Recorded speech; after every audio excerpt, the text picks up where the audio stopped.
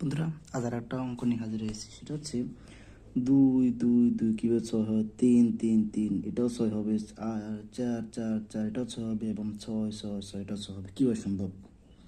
সেটা হচ্ছে দুই প্লাস দুই প্লাস দুই কত হলো? ছয়। আবার দেখেন,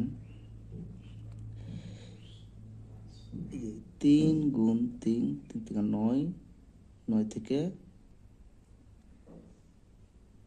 তিন গেলে ছয়। আবার দেখেন, চার কীভাবে সম্ভব?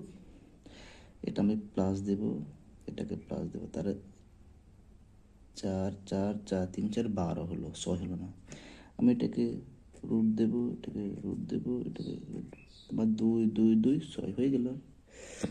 এটাকে কি করব? এটাকে প্লাস দেবো, এটাকে মাইনাস দেবো, ছয় 12, 12 থেকে ছয় গেলে ছয় হয়ে গেল। খুব সুন্দর, তাই না?